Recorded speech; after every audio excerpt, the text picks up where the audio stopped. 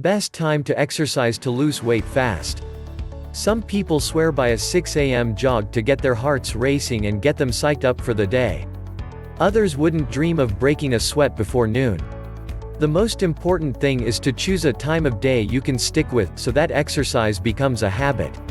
Your body's circadian rhythm determines whether you're a night owl or an early bird, and there's not much you can do to alter it. The perks of morning exercise: working out in the morning, especially on an empty stomach, is the best way to burn stored fat, making it ideal for weight loss.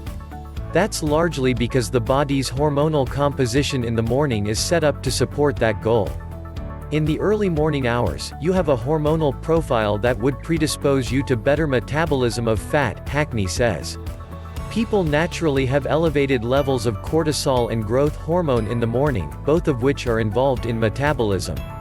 Morning exercisers may have less of an appetite throughout the day, which could also help protect them from putting on pounds. Exercising at 7 a.m. may shift your body clock earlier, meaning you'll feel more alert in the morning and get tired earlier in the evening, potentially priming you to get enough rest to wake up and do the same thing the next day. A morning sweat may also lead to better mental health and productivity throughout the day, since exercise is great for reducing stress. But if you're really not a morning person, don't force it. Advantages of a morning workout: morning workouts might also be a good option for stress-free snoozing. Your habit may be more consistent, you may experience better sleep, you'll be less hungry, you may burn more fat. The perks of afternoon exercise: if you can swing a lunchtime workout, that's not a bad second choice, especially if you're trying to do a very long or rigorous routine. Running can help you live longer.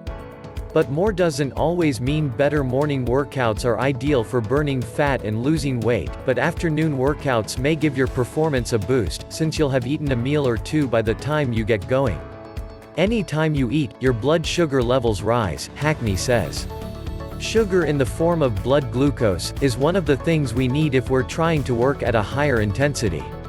An afternoon workout can also be a great way to avoid an end-of-the-day slump.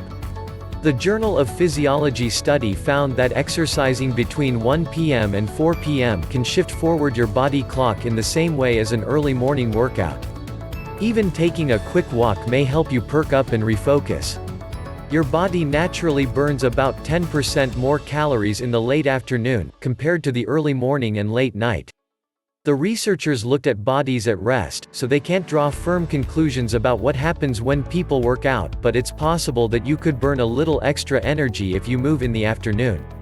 Advantages of an afternoon workout: you're already warmed up, you may have a better reaction time, hormones can work to your advantage, you may burn more calories. The perks of evening exercise: for many people, exercising is most convenient after work.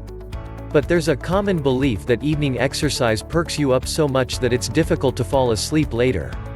Exercising between 7 p.m. and 10 p.m. delays the body clock, translating to later bedtimes. Hackney says he's not convinced that's the case.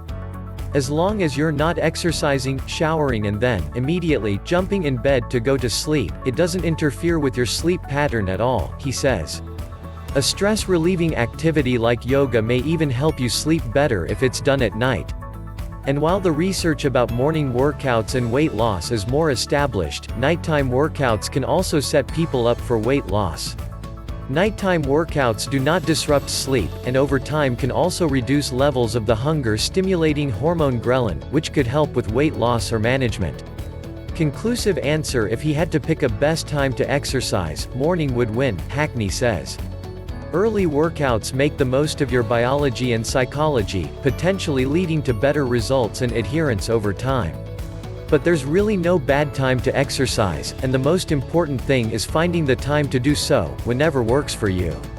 If you will do it in the morning, do it.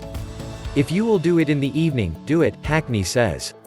If your physiology is not going to match up with your behavior, then it's a moot point.